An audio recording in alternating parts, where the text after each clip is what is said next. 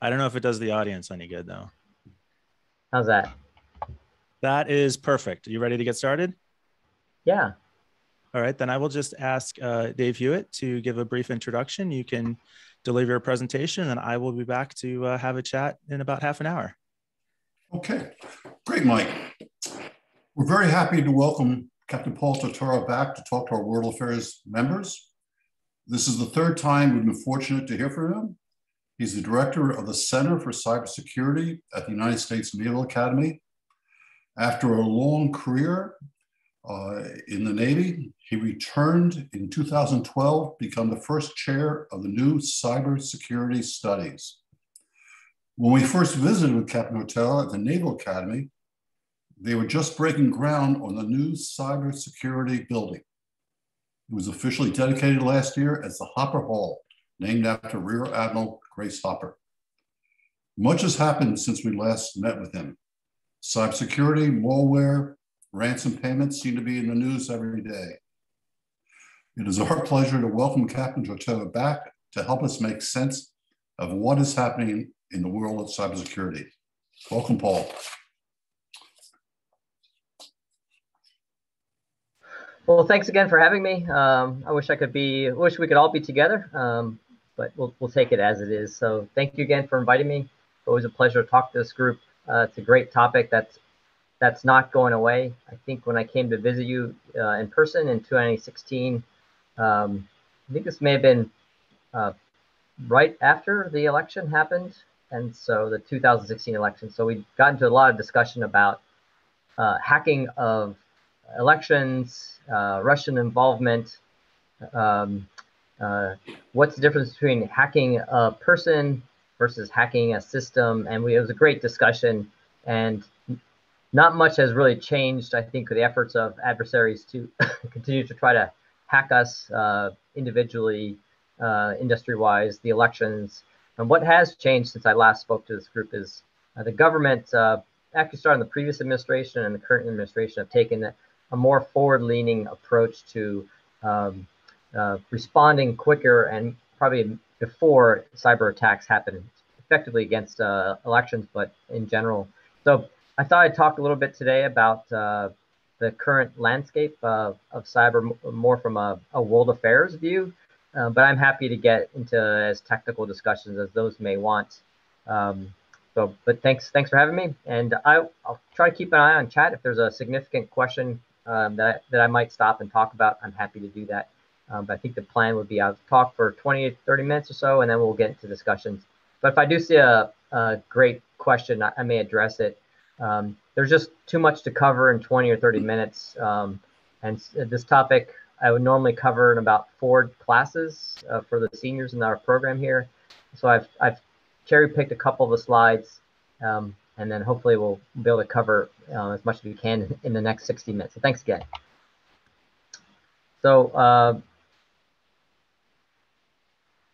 So my job here, hopefully you can see that's the mission that I have. It's, in my perspective, it's a great mission. It's not too specific because in the cyber domain, it's hard to be that specific about the challenges. But basically my tasking from the Admiral here is to get pertinent information in the cyber domain, what's happening both in industry, academia, and military, and with our adversaries and partners, and try to get it into the classroom so that all midshipmen have a better understanding of the digital domain that they'll be going into when they graduate to become either naval or marine officers. So I have a small staff.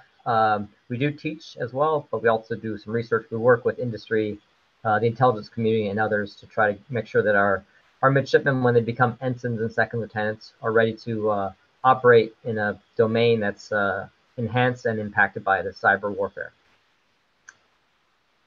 I'll go back a slide. So that middle image, if you can see it, that's Hopper Hall where I'm sitting today. I think when you guys came, David, we've just broken ground, as you mentioned. That's Hopper Hall. It's a beautiful building. So if you guys get to Annapolis, let me know. I'm up on the 4th deck in the corner. It's a nice spot I picked. And I'm looking out on the Severn River right now. It's a beautiful day in Annapolis.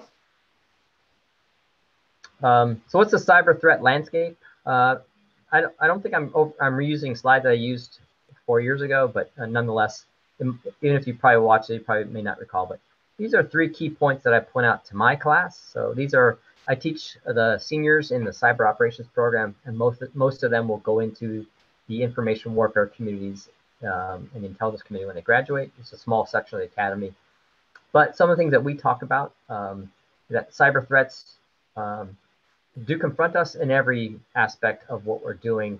I typically try to talk about the military aspect, but for this group, it's probably not lost upon you is that the criminal element is significant. I think you mentioned ransomware, hackers, sometimes sponsored by countries, sometimes not, sometimes operating in a country that's allowing them to operate. The threat spectrum is pretty broad. So the actors will go after everything from a small mom and pop shop to a bank, to a hospital, to a research facility, to the military itself and the agencies. The FBI had it was a minor hack over the weekend. I don't know if those of you that saw it, but someone was able to get into an email account and send emails. It was not really a very significant hack, technology speaking, but embarrassing for someone to probably reuse the same password or clicked on a link and allowed someone to take over an FBI email. So definitely not something you want to let happen.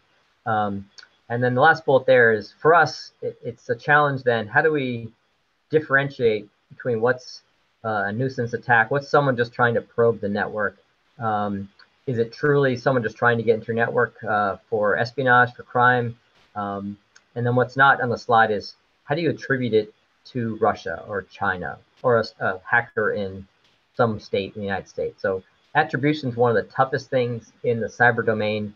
For those of you that grew up during the Cold War, the term deterrence is probably something you're used to hearing. It's hard to draw a parallel between nuclear deterrence and cyber deterrence. Some people try, but having a deterrence in cyber is tough because you want to deter against somebody, you might have to use an ability that hasn't been used before. Once you use it, they can protect against it. But attribution tends to be the hardest thing in the cyber domain, is trying to point the finger back with certainty that it was a specific country. So a broader view of what the cyber domain is that what we see is that there's 3 broad aspects of it. I give this brief also at a very technical level from the bottom up, which I didn't think would be appropriate for this group, because then we're building zeros and ones and networking. But this was a top-down one I think is very pertinent for this group. Is broadly speaking, the cyber domain is a mix of the people that use it, and this could be the companies, the entities, you, as well as the personas that each of you might have. Each person, if you have more than one login, you may be doing different things under a login on Gmail or on Facebook than you might be doing on others. So people encompasses all the activities that human beings have on the internet. Processes and doctrine, this could be the policies that your company has or you might have or your bank might about what you can and can't do on the internet, how often you change your password, who has access to information, who can't have access. So the process and doctrine and sometimes the policy is that bubble. And then what people tend to think about cybersecurity is just the technology itself. And so the technology, understandably, is a key component, but it's not the only component of cybersecurity. It's all the things that we use online. So it could be your handheld device, your doorbell that's got it connected to the internet, you name it, any technology that we might be using. So that's how we see broadly speaking, is what the cyberspace is. And so it's comprised of these at varying levels. But what also there is an adversary, and the adversary can be a China, a Russia, a criminal. It could be someone with bad cyber behavior that they reuse passwords. But there's an adversary. There's something in the same space that is trying to get in, make use of the information, steal information, wittingly or not. So the cyberspace by design has an adversary. There's a presence of it that is just there. The ability, especially in our nation where we have probably the freest use of the internet of the globe, the ability for people to use the internet for malicious purposes is pretty broad. And so we think about this as those 3 core pieces of the cyberspace domain have some level of adversary that's impacting it. And so you can't just create a new app add a new device, put out a new policy without thinking about what's the threat that might be there, or how might someone use this against us. So there is an adversary there. And once again, I do work at a military institution, so we use the term adversary, but think of it in your own terms. It could be insider threat. It could be risky, sharing of PII or HIPAA information unbeknownst to the individuals. So there's this risk that's always there.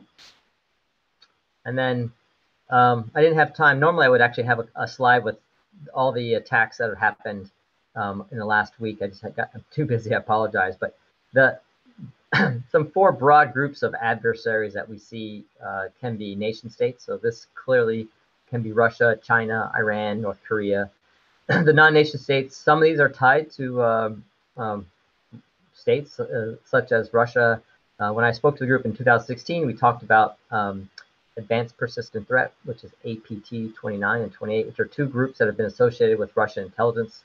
Russians claim that these aren't state-sponsored, but nonetheless, they are non-state actors that are acting in the cyber domain for malicious purposes. As criminals, terrorists have an attempt to use the internet and cyberspace to get information on military personnel, intelligence personnel. So they use it for somewhat of espionage.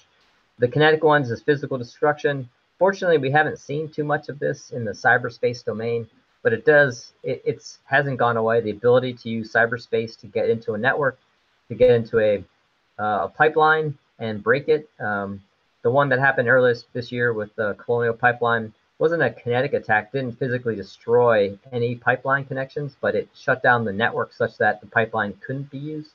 Could they have used that? Could a Russian actor have used that to break things? It's possible. And then non-kinetic is basically going after information, shutting off information, doing denials of services, not letting you get to your bank site. So these, broadly speaking, adversaries are there in almost everything that we're doing. And so it's definitely not something that you can disregard, both from a organizational perspective as well as a personal one.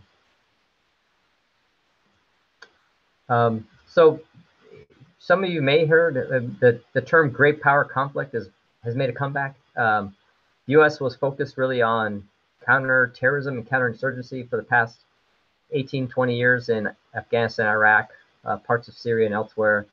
And while we were focusing on the terrorist threat, protecting the homeland from terrorist threats after 9/11, countries like Russia and China were not. They were still focusing on a great power competition. And if any of you are economists, you can probably spout off better statistics than I can about the Chinese growth in their economy since 2001. While we were focused on counterinsurgency, counterterrorism, the Chinese economy has blossomed. Their military has almost tripled in some sense. They have the largest navy by number now. So great power conflict never went away, although we're now focusing on it a little bit better in the military, so that we're not assuming that the threat is always an Al-Qaeda or an ISIS. But we need to be able to maintain freedom of navigation, at least from a maritime perspective. So what's the cyber play in great power conflict? I put a quote down at the bottom. There's now a national cyber director. His name is Chris Inglis. He was a visiting professor here at the Naval Academy for a number of years, and now he's the first cabinet official. He's the national cyber director, and he would use that statement almost at the beginning of all of his cyber policy classes, that cyber is now an instrument of national power. So we have to be ready to use it as one of the many instruments of national power. So how do we use it? How do others use it? Sometimes it enables other instruments of national power, and sometimes it's the one we want to use most. Many of you might be familiar when there's some action against the United States, the typical response from almost every administration is we'll respond at the time of our choosing with whatever tools we want to use it. So cyber is one of those tools now. It's no substitute for ensuring that we have a broader perspective on how to use all the instruments of national power, but it definitely is an instrument of national power now. What we've seen of many of the hacks recently is that some of them have been quite indiscriminate. So the Colonial Pipeline was a ransomware attack with unintended consequences that took down a lot of the East Coast supply of gas. But if some of you are familiar with the SolarWinds hack from earlier, actually from about a year ago, it was indiscriminate against perhaps 30,000 entities that use this network software, but it was indiscriminate, and it basically put backdoors into almost 18,000 different companies. A lot of it was targeted at military, DoD, government entities, but it was quite of an indiscriminate attack against U.S. Entities. So there's definitely, that one clearly had a, I think the FBI even said that was Russia intelligence services. So there's definitely an awareness of having a broader national response to things like that. The steady pace of cyber attacks, I'm sure if I did a poll of the group, there may be some in the group that had been hacked in some fashion. There's a commonly used phrase by some in the cyber business to say there's two types of people in this domain: those that know they've been hacked and those that don't know that they've been hacked. So effectively, almost everyone has probably had some level of their information being taken, available, or stolen. But the common types of attack are malware. Now, ransomware, I don't know if I don't want to go too into details, but ransomware is effectively a malware that's been put onto your device that encrypts it, and the cyber hackers that use that tool have the only keys to unlock your information. So, but it is effectively malware that's you clicked on a link that allowed it to get into your device. There was a percentage put out by the DHS last week that said roughly 90% of all entities that had been infected with ransomware, 90% of the patches were available, meaning if had their systems been patched up to date, their firewall settings correct, that 90% of them may not have been impacted as much as they were. Phishing emails are just the emails you get that say maybe targeted to you about something you like. Maybe the subject line is world affairs, speaker, video. Click on the link, and you're then hacked. Man-in-the-middle attack, a little bit more sophisticated, trying to get between you and where you're going, your bank, or some other place. But these can be malicious sites, especially if you go overseas where the internet may not be as secure. But man-in-the-middle, someone's been able to get between you and your bank, and as you type in your account number, they may take that. That's a bit more tough. Denial of service is simply flooding or attacking your network. Typically, the first thoughts that come to my mind when I hear an airline's ticketing system is down, a denial of service attack would just be someone trying to flood it with requests that they can't respond fast enough and the system goes down. That hasn't happened, but that's always in the back of my mind, is that denial of service attack very easy to try to shut down networks by just flooding it with too many requests, and it's not fast enough or they can't redirect it. Some of the rest of them are pretty more detailed. 0 day, so I'll stop there quickly. So if any of you have an iPhone or a Droid phone, or you name the phone type, and there's a pending software update, maybe either wait till I'm done talking or maybe do it while I'm talking, install the update. The companies behind those devices won't say exactly that the update is for security reasons. Sometimes they will, but anytime there's a software update, I would stop what you're doing and update it, because in many cases it is related to a security flaw in that software or the operating system. So a 0 day exploit is a new exploit of a code for it could be the phone, it could be the Nest device that controls your heat, it could be you name it, but there's some flaw in the system that is known, and that without the patch it can be used against you effectively. So if you see a software update pending, do it now, do it tonight, do it as soon as possible. That's the first thing I do at my first day of class. I make the midshipmen all check their devices, and if they're not up to date, if there's software updates pending, we stop class, I make them all do the update. Try to make that a habit. Password attacks, it is human nature to reuse passwords, so it's tough to get people to have multiple passwords. But you can buy passwords online, buy it on the dark web or elsewhere, that will give you the top 1,000 passwords people use, and then I could just try to plug and chug if I know what your login is. I could just try to use one of those 1,000 best known passwords, or I could just buy your password off the internet. The other two ones are a bit more technical speaking, but Internet of Things, for those of you that have multiple devices in your home to make your life easier, the more things you add to your home network, the riskier it is, meaning that doorbell ringer that has a camera that you've connected to a Wi-Fi system, who's updating that system, and can the default password be found online? So Internet of Things attacks are going to be more and more each year as people keep adding more and more things to their network. I'm resisting it, although my wife and kids want so many things added to my network. Those are now an easy target because some of them just come pre-programmed with a password. So, but I want to cover at least some of the cyber attacks because these are used by nation states, criminals, and others on a routine basis, not just against you, but against intelligence services, the military, etc. What can you do? I don't want to belabor this. I'm happy to share my slides, but there's a number of things that I may have already mentioned. Install your updates for your software. Use passwords. Don't reuse your passwords. Use strong passwords. Use two-factor or multi-factor authentication. Don't use free Wi-Fi at the airport. It's bad. Use a virtual private network. So a number of these, don't let USB drives be used on your devices. So there's a lot that needs to be done by everyone. I don't like to use the term too much, but some call it good cyber hygiene. This slide really is good cyber hygiene, so I just called it do your part.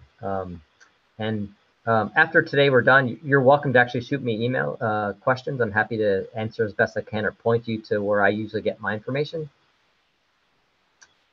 When I last spoke to the group in 2016, there was significant discussion about what the Russians were trying to do against the election. And as many of you saw, for the next several years, there are a lot of tense discussions and bipartisan conflict about Russian activity, the previous administration connection to Russian activity, the Mueller report, and others. What we did find, and what the report did say, is that no votes were swapped or switched electronically, but people's opinions were influenced by an influx of information operations, which is a common Russian strategy that they're continuing to do. But in 2018, the US actually created several policy level discussions, which actually changed the nature of cyber. Instead of being cyber defensive all the time, is that guidance was given to the National Security Agency and US Cyber Command to be a bit more forward-leaning. So there's several things happened in 2018 that gave U.S. Power to push back a little bit. And some of you could probably search 2018 election and U.S. Cyber Command. You could see a public statement by the U.S. Cyber Command NSA that they pushed back against Russian bad actors, basically not allowing them the freedom that they had in 2016 to try to get into networks. So a lot of things happened in 2018 into 2019, which actually enhanced U.S. presence. The next slide may be a bit more. Three things came out of it that still exist today with the current administration is U.S. policy is what we call persistent presence. So get on the adversary's network, see what they're doing. Persistent engagement, see what they're doing and maybe engage them a little bit. I like to think of those of you that might play basketball, it's sort of like checking the guy or the gal that's got the ball. Maybe you give them a little touch on the chest. So you're checking them. So persistent engagement is letting people know, other adversaries know, criminals as well, that we're on your network and we have the ability to push back if you want, and defend forward to be stopping any actions off of our network in the adversary's network. Something that came out last fall, a year ago, something called the Cyberspace Solarium Commission, which now somewhat dictates what we're doing with the new administration. Three key things came out of it: shape behavior, deny benefits, and impose costs. So the shape behaviors, how do me, you, everyone on this call, how do we become better people on the internet? How do we shape behavior of industry? How do we shape behavior of adversaries? How do we educate? Deny benefits is try to prevent the adversary from getting any benefits from invading our network. And then impose costs. This might be, I think there's a question on deterrence. Impose cost is a little bit about deterrence. To stop and answer the question a little bit, deterrence is hard, as well as when you think about trying to shape someone's behavior as deterrence, it's hard to show them what we can and can't do without revealing too much. So cyber offensive weapons, another question that I see is offense versus defense. Defense is much tougher in this domain because you need to protect everything. Imagine your house if you've got it fully wired or wireless with the doorbell ringer, maybe a a burglary device, your kid's PlayStation, your printer, your refrigerator, your crock pot, all the things that are being sold for Christmas gifts that will be Wi-Fi enabled. If you have to protect all of those, it's hard to defend every one of those. And it's easier if I want to be offensive, because I could just try to attack each of the elements of your network. So definitely offensive is easier. Some of the cyber weapons are typically the same. You would use defensive, you would find the weapons, and then you try to red team. How do I protect against this type of attack? And then offensive, you'd be ready to use those. So defensive is obviously the harder game, but to be a good defensive person, you need to understand the offensive tools and vice versa. I don't think we need loud weapons.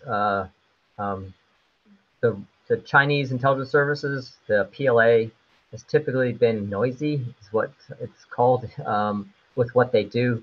So I think we'd like to try to stay in the shadows unless we want to send a signal. Here's just a visual graphic of the new the cyberspace solarium. This layered deterrence were shape behaviors. The first one in the green, build partnerships, educate. The denied benefits is secure things like critical infrastructure, protect information, lock down the networks, and then impose cost is basically, as I mentioned, a little bit of deterrence, but also push back if someone's going to get your network. And so the desired end state is reduce the frequency of attacks. I think it's acknowledged we'll never get rid of attacks, but reduce the frequency and then enhance the ability for resilience and to prevent them from having consequences. And then limit the ability of adversaries of all flavors to try to attack and impact our lives. There is a new National Cybersecurity Director. I did mention it. There's a link in the slides if you want to read the actual publication. But this just came out last week. It just lays out how Mr. Inglis, as the new cabinet director, is going to try to provide a little bit more guidance across the nation. So it gets down to the individuals. It's not just protecting military networks, but how do we ensure that we protect critical infrastructure, our votes, our people, et cetera. So interesting to see. He just took over this last month. And so it'd be interesting to see what happens in the next year as he starts coordinating this, which we didn't have before. So there was a lot of federal seams in working together against cyber events. So I think I've talked for 30 minutes, a lot of information, and a lot of information I didn't go into, but I'm happy to answer questions for the next 30 minutes or go deeper into topics that you may desire. So thank you, Captain. This is David B., Vice President of World Affairs.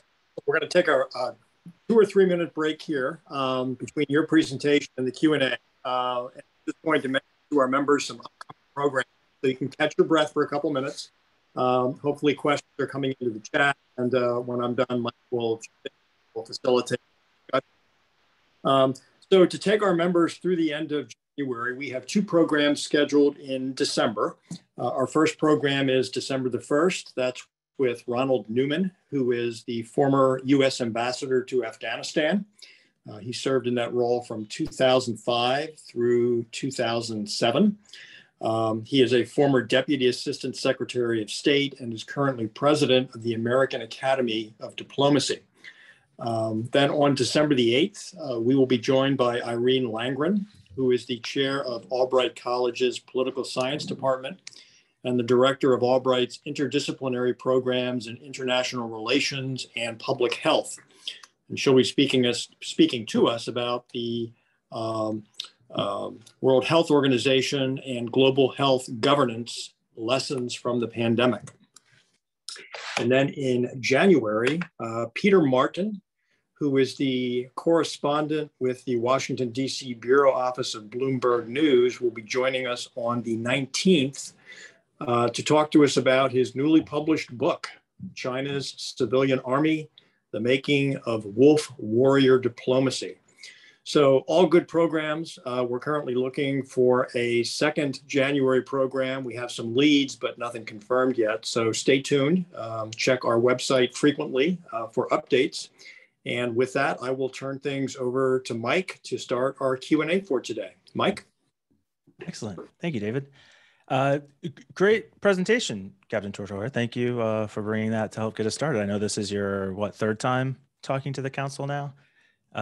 Once we visited you, once you visited us, and now I guess you'd call this meeting in the middle. I don't know. But definitely a lot of interest in the topic. So let me start with something close to home, like really close to home. You talked a little bit about what we do. David Carroll asks, among other things, is there anything the public can do to help our preparedness in this area? One thing that I have seen in the past couple of days is we actually have an email going around the council that appears as if somebody has been compromised. So council-related emails are showing up with infected email attachments. What's our public safety announcement to those people right now? That's a great question, because that's usually the primary vector is the email. I don't know. Some entities and some of you in the audience may have the organization, which if the email originates outside of the entity, there's something placed in the subject line that says external email or non-organization email. I don't know if there's something you can do that with for your World Council emails, or if it's just using Gmail. But that's the first trigger now is what companies are doing. The DoD included is to, if the email generates from outside of the network, a big sort of scarlet letter shows up in the subject line. It says non-organizational email. So there already tells you this is not from within the organization. Some entities will actually scrub off the attachments if it comes from the non-organizational email. And that if you want it, you have to appeal to the IT manager. It's interesting because no matter what the solution is, there's a trade-off between convenience and security. So if I had to tell you and everyone in the World Council email, you all need to sign up for a new email account, and we no longer take attachments, not everyone's going to do it, right? They're going to say, well, that's BS, or I don't want to do that. So there's a trade-off always, no matter what you're doing. So not just emails, but also what apps you load on your phone and what devices you put on your network. There's a trade-off between convenience and security. So if there's an email, if someone's generating emails using the World Council email accounts, so you probably need to let the FBI know, so they track things like that. But at the Naval Academy, we actually use Gmail, and then the Navy itself will scrub off attachments and maybe disable links so you just can't click on a link. Gmail has that functionality too. You can actually disable links. But humans being humans, we found that the human will just cut and paste the link and put it in a browser. So even though the link's been disabled, someone's going to get around that. The question actually, it says, what social engineering attack? So a social engineering attack is that your email. The email, World Council email has been taken over. Really is a social engineering attack where someone's got access to the World Council email distribution, and now they're going to send something that's going to trigger at least one of your interests to click on that link or download that file. And so that is a social engineering attack where they're engineering who they're going after. Sometimes that's called a spear phishing attack, but they've social engineered that they're going to go after the World Council. And what do they want? Who knows? But if there's information, if they want to take down your network or get access to this video clip, they'll get somebody to click on it. So I'm not sure how your email accounts are used if there is a World Council, but basically definitely should send an email account saying don't download any attachments, don't click on this link unless it's from me. Some entities, and I think you can do it in Microsoft Outlook, I don't know, but not Gmail. You can digitally sign an email that says it definitely came from you. That is almost impossible to fake, a digitally signed account. So if you're not using Microsoft Outlook or that allows you that, probably can't help otherwise, other than telling everyone with a big blast, don't trust any emails from World Council till we solve this. Yeah, so I'm just going to take the opportunity to do that right now. If you're getting email, and what I've seen is emails from like old topics kind of being resurrected, something about an August 5th event that says, hey, check out this attachment. If you receive something like that from another member, I would say, especially now, don't trust it. Be more skeptical. or if the email doesn't match up or whatever. So you started your presentation by talking about the different types of attacks. You mentioned specifically Colonial Pipeline. You mentioned SolarWinds. We've also had, there was testimony in front of the House, I forget the name of the committee, about CNA Financial and JB Foods recently. There was a relatively minor Port of Houston attack not too long ago. How much do you view these as military threats versus criminal actions? So I think almost all of those are criminal actions. Nation states would be after information on individuals that are tied to the DoD. So SolarWinds itself, for those that don't know, so SolarWinds is a network management software that many people use, many companies use. 30,000 plus companies use it. And it came to attention about a year ago that likely Russian intelligence services had been able to put in backdoor certificates into the program, so that it affected about 18,000 companies. And then they went after US government entities to get information, email, etc., set up backdoors. That one was, by all accounts, was a Russian intelligence effort. The rest of the ones you talked about were all criminal in nature. Ransomware is typically criminal because it's for monetary gain. Sometimes it's just nuisance. The SolarWinds seems to be a Russian intelligence attempt to set up backdoors, maybe leave information or leave a hole into a network for later. But what they were after was information on DoD and government entities. That one clearly was intelligence. The rest, Colonial Pipeline, was ransomware. Someone clicked on a link and then it locked up the network, impacting their financial sector of the company, not actually the production or the distribution. But that was criminal. They were seeking the 4 whatever billion, a million, I think it was, of Bitcoin. Most of these attacks tend to be criminal. Ransomware tends to be criminal. But there have been a number of notable Russian and Chinese attacks against us. The SolarWinds was likely Russian. There was a Microsoft hack that came out in March, some point to China. Over the last 15 years, China has been very aggressive at stealing intellectual property. I'm not sure if any of you have gone to China or any of you former military members, but if you look at the Chinese inventory aircraft or submarines 15 years ago and look at it right now, it's two different countries. It is very capable, so they were going after intellectual property, defense industrial base. But for the most part, the day-to-day hacks you're hearing about are typically criminal in nature, seeking monetary gain, not necessarily government state-sponsored. Does that matter though? So if you look at Colonial Pipeline, their intent was maybe not necessarily to take down this critical infrastructure.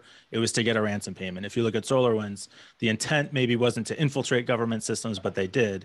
Clearly there's national security impact there. What's that? There is impact on the military, right? In those cases?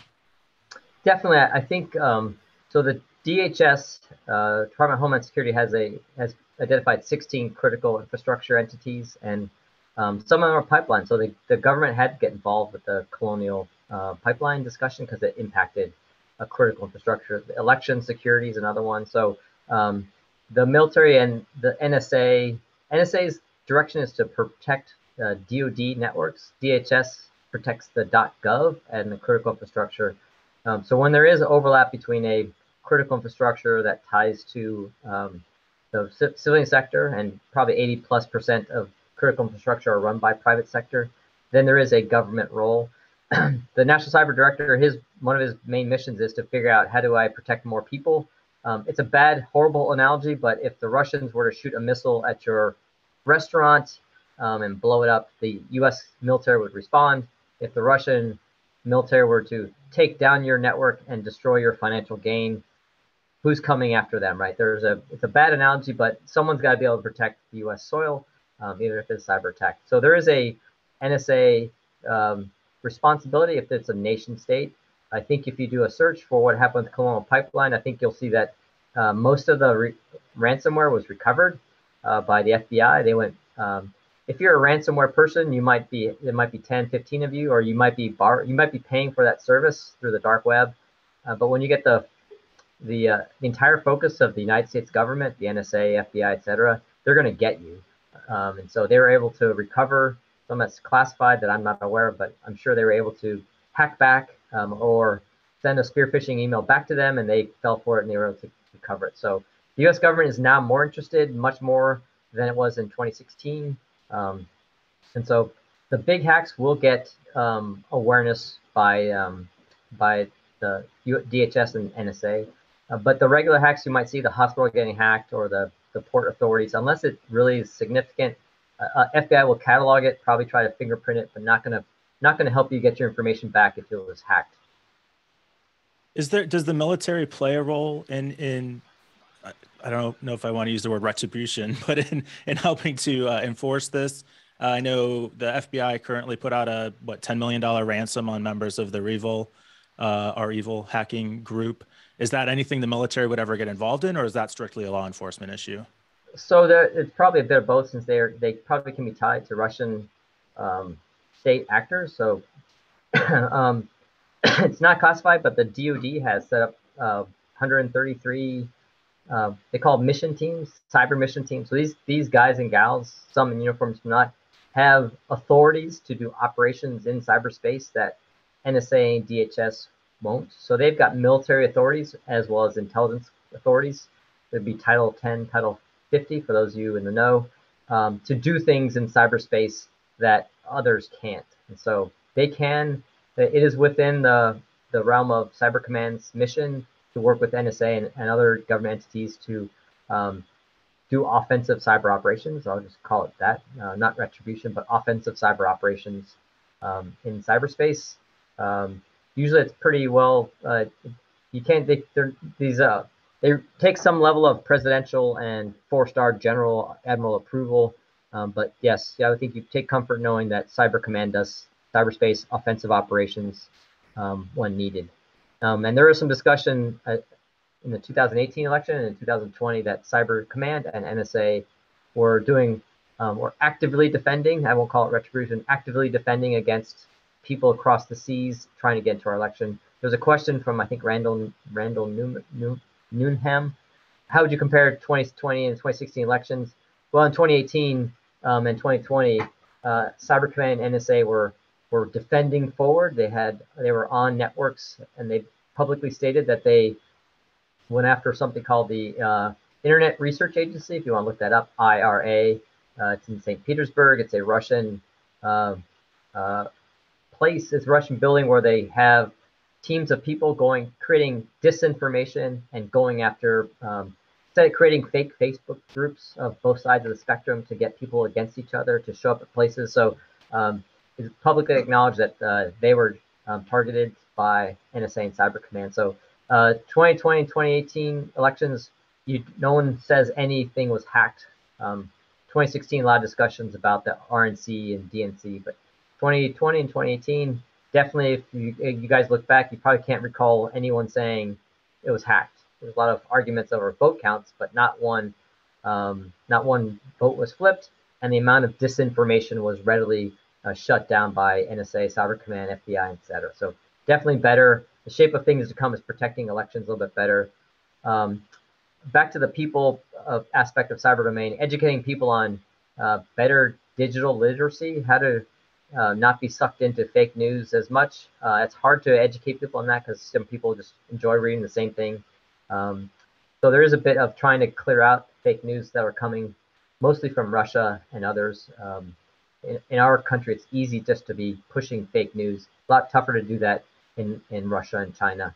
So definitely we're doing better both with Cyber Command, NSA, now the CISA, the DHS's organization, that's the Critical Infrastructure and Information Assurance Agency, does a lot more work pushing forward. Still a lot more work to do here because of our networks. Our internet's just so wide open. So to Randy's question about the difference between interference in 2016 versus 2020, there was some sense, I think, at the time that they almost were testing the waters in 2016, and in some ways maybe even surprised by how successful they were. Did we see those efforts escalated and we just did a much better job of defending against them in 2020? Or like what was the balance there? Were they trying a lot harder and we defended a lot better? or did they back off for some reason, do you think? No, there definitely was evidence in open press that they were trying to still do the same thing. Um, it's somewhat simplistic, but if I showed you the DNC hack from 2016, it really was a spear phishing email was sent to John Podesta that said, someone tried to log into your account, click on this link to change your password. He checked with the IT department, and the IT department told him it was a legitimate email. He or his aide clicked on the link and then tried to reset their password. And what happened was the Russians, he was on a fake site. He basically gave the Russians his password. And then you've probably seen the screen, enter your old password, enter your new password, must be blah, blah, blah. It was a fake screen. And then when he entered his old password, the Russians took it and then logged into his account, took all of his emails. That was the DNC hack.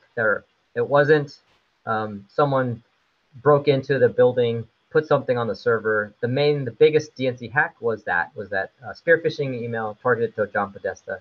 But we did see a lot of disinformation. If you go back and see how the groups that Facebook allowed put out information, YouTube videos, etc. The 2018 direction that the DoD and the National Security Strategy gave Cyber Command and NSA the ability to defend forward. So there was actually a change in the nature of how we weren't just going to sit back and wait for 2016 to happen again. A lot more forward engagement on people's networks, letting them know we were there and pushing back. So that's the big change. The Russians definitely didn't let off. There's something called the Gerasimov Doctrine, which is information operations, information warfare is the way forward. Controlling information is the key to success. It preempts a military struggle. And so it's not going away. The Russians will keep doing that. Putin, the former KGB officer, he'd prefer to win the war through information operations. Watch Americans fight and argue with each other at Thanksgiving and sort of just let it happen. So the DoD, NSA, and Cyber Command were pushing against that 2016 behavior, but the Russians didn't modify it. They did try to enhance it. We just were a little bit ahead of them. Yeah, so I will take the opportunity again to mention to our members, based on something that you just said about clicking links in an email, that is risky, right? So I think most of us as members know, if you get a call that says, hey, this is your bank, give us your account information just to verify this so that we can share something with you, we would be skeptical. We would say, I won't give that to you. I'll call the bank and ask for customer service. Think about emails the same way. If your bank, if your ISP, if Google, if Amazon, if anybody sends you an email that says click here to take some action that you weren't expecting or asked for, don't do it. Just delete the email, go to the site, find out if anything actually needs to be done. That's probably the best way to protect yourself in those cases. Yeah, there's a simple way. If you hover your mouse over the link in the lower left of your screen, it'll show you where the link is going to take you. So you can actually do an initial check. Is this a real link? If you hover over the link, shoot your mouse over the link, the lower left corner of most browsers will show you what the actual link is. That's cyber attack 101. But you're right, don't click on it. That's easier. Banks should be sending you the email. The IRS should be sending you actual snail mail letters. The IRS will send you a letter. They're not going to call you up. They're not going to send you email. Your bank should be doing that. So great. That's a good recommendation.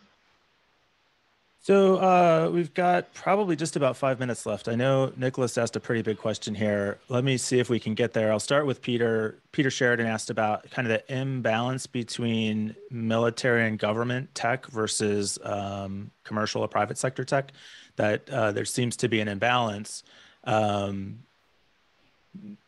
Probably, again, the perception is that the military and the government move slower in some of these areas. You mentioned that they had just appointed a new national cyber director, that there is increased focus on the last administration or two on cybersecurity. Can you just talk about that difference between private sector technology and military and government technology? Yeah, definitely. The technology, I think, I'll say that the NSA technology is pretty good. I think it's probably better than the private sector. What you might find in private sector is equipment that's innovative, effective, maybe faster, but not yet on a wide scale. The NSA has some pretty good equipment. The NSA does recruit people effectively. And one of the great tools that they say is, hey, you can do offensive operations with NSA and Cyber Command where you can't do anywhere else. If you're a pen tester, you're sort of still restricted. Doing a red team, still restricted. At NSA and Cyber Command, you can actually do offensive operations. But the skills I think are great. The private sector does have that allure of you don't have to get your hair cut, take a polygraph, give up drugs or whatever. So there is definitely a difference in the personnel, but NSA and Cyber Command does a nice job of having a diverse group of people that are on their offensive and defensive teams. So what I've seen is the NSA teams are very good, NSA and Cyber Command. But yes, you can't get away from the private sector. What sets the United States better against Russia and China is that the U.S. innovation in the technology space is still, which keeps us #1 in both private sector and the government. That the amount of innovation coming out of Silicon Valley and ideas in America definitely give us the edge over Chinese and Russian actors who are basically trying to see what we're doing and copying it. But there is a little bit of the technology that in the NSA and Cyber Command domain, it's a little bit more rapid to get technology in place. There's a new unit called the Defense DIUX. They take technology and they try to rapidly deploy it into the DoD. So it's not what you might think of from years ago, buying an $800 toilet seat or something along those lines of bureaucracy. Now, there's an ability to get information, get technology, and to rapidly deploy it into events or places we need to include special operations. So I'm not as concerned about that. All right, this last question is probably not fair to ask with about 2 minutes left. Do you have a hard deadline here at 1 o'clock? No, I've already taught my class. Then I will throw it over to you. This will be our last question for the day. And I won't read the whole question. It's kind of a long question. Nicoletti asked in chat about so the basic idea, I think, is that warfare is something we know about. Historically, we know what wars are. Cyber security is a very new thing. So if we talk about cyber warfare, that term could be misleading.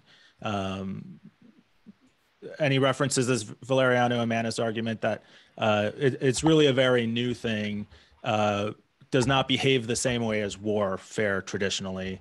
Can you speak to some of the differences, and is cyber warfare a valid way to look at the problem even? So I think in the regular context of what we think of warfare, or someone clubbing someone or shooting somebody, yes, it's hard to say cyber warfare is a singular idea. It'd be several domains. So is there going to be a purely cyber warfare? Not in our lifetimes, because what would that be? That'd be turning off networks, shutting down systems, turning off the lights. And so that's really not warfare that we would think of. But the U.S. government sees cyber as a domain of warfare. So there's land, sea, air, space, and cyber. So cyber would be one element of a warfare. If you were to imagine how you would use cyber in warfare, it'd probably be preparing the battle space, taking out their networks, shutting off their ability to communicate, taking out satellites through malware. So cyber is just another element of warfare. I agree, by itself, it is not warfare. It is. I do have students that are all type A individuals. So cyber warfare is what they want to say, but I agree. If cyber warfare is by itself is not going to be a tool, any more than submarine warfare is not going to win you a war. It's going to help win the war in a broader context of convoys across the Atlantic to help bomb Russia, Germany, and then invade Normandy. So cyber warfare is going to be one of those elements of a larger campaign as needed. But cyber is not going to be a warfare domain by itself. It's with the others. Just like cyber is just one of many instruments of national power. It's one of many effective uses in the warfare area. So envision, in the old days, you'd send a SEAL team in to cut communications or try to tap a phone. You would now use cyber warfare along with perhaps special warfare to set the stage for a follow-on invasion. In 2008, so it sounds like not too long ago, but in cyber world, it is a long time ago. 2008, there was a Russia and Republic of Georgia were having conflicts about ethnic Russians in parts of Georgia. And so for approximately 24 hours, the networks were taken out in the Republic of Georgia. Basically, they were being hacked by Russia, and then Russians moved in tanks and started blowing things up the next day. So they sort of gave a blueprint of how cyber would enable kinetic operations. I don't know if that I know I said that was the last question. Go ahead. Did you? No. I know I said that was the last question. I can't snub one of our students who slipped one in at the last moment. Caitlin Pack asks, knowing how cybersecurity concerns have affected the branches of our military, looking towards the future, how deeply will cybersecurity affect the launch of the Space Force of the military? So great question. We just had the General Raymond here, who's the Chief of Space Operations. He's in charge of all of them. Was just here last week. He talked to all 4,500 of our students about the importance of space operations. He's trying to make the Space Force an entirely digital operation. They won't necessarily own the satellites, but what he's trying to do is how do you make an organization entirely digital? So they have to be able to operate using the cyberspace domain to connect and to integrate. We actually commissioned one Guardian, one of our students, one of my students, a cyber operator, actually went straight to the Space Force upon graduation last May. His background was networking and attack and defense, so he was a nice pickup for the Space Force. But once again, the U.S. military sees there's 5 domains. Space is one of them. Cyber is another one, and so they have to work together. If you were tracking, since you asked about the Space Force, the Russian shoot down of a satellite just a couple days ago. That's a Space Force concern because the Russians just put 15,500 pieces of metal material, now traveling at like 17,000 miles per hour. It may impact other things in space. So the impact of cybersecurity information warfare, I think, would be if I'm going to go after an adversary is going to try to go after us. I think a China or Russia would start taking out our satellites first. Either just confusing them, knocking them out of orbit, or blowing them up like what happened. So definitely, how then do you operate? Do you put up small cube satellites that have the GPS? How do you respond? So one of the challenges about the Space Force is how do I protect all of these things that we rely on for communications? A ship at sea relies on the GPS constellation as well as other satellites for communication and targeting. If you're in the Western Pacific and their adversary is China, they can easily try to jam signals, take out satellites. So the Space Force director probably has to look at if I lose all my satellites, I can't communicate with these ships at sea. How do I reseed as a tool? How do I reseed other satellites in space? So maybe I have other alternatives that are not in space. But definitely, since they're both looking at information protection, information assurance, they have to work together. I don't know if that clearly answered your question, but they definitely have to work together because if the Space Force is to be entirely digital, then they're at risk of the cyber events that might happen to them. Imagine if you're going to go after the Space Force that's entirely digital, take away their communications capability, and they can't then operate. So he and the General Raymond and his team have to protect against all of that. We were doing that before with Space Command, was a combatant command to protect satellites, but now we've elevated it. These individuals are going to be looking at adversaries' use of space, what things they may put in space, the recent shoot down of that satellite, what other things may be up there. How do we ensure that if I have Marines in the field, the Marines are using satellite communications to get to their positions as well as GPS. So they need to be able to communicate. Otherwise, we're back to Civil War type of effort where you're doing land navigation and you can't use as many of your weapons. So did that answer your question, Caitlin? I'm happy to talk to you offline. A bit more complex than a 2-minute answer. Yeah, probably more than we could talk about in an hour even. But Captain Paul Tortora from the US Naval Academy, thank you so much for joining us today. Thanks to our members for bearing with us as we got started this morning, and absolutely thank you for joining us. This is why we do these kinds of presentations. I will turn the meeting over to David Bean for some final thoughts. Yes, Captain, thank you very much on behalf of the World Affairs for joining. It's always a privilege to have you with us. This topic is so fluid, so ever. Sure, you'll be back with us at some point in the future. And hopefully that will be when we actually have presenters live again. We're shooting for hopefully in the spring too, but maybe in the next couple of years we'll be able to invite you back live. Our members would really enjoy that. I will say just finally for our members, the concern that we have concerning the email that went out with the attachment. So there clearly is a fishing expedition going on here with respect to the World Affairs Council. We will be getting some sort of formal announcement out from the board about this in the next day or so. But in the meantime, please be very careful about any communications you receive from anybody from the World Affairs Council. And until we can get this sorted out, our recommendation is not to open any emails. So with that, we will close for today, and we will see all of you back again on December the 1st for our presentation with Ambassador Newman. Have a great day, everyone.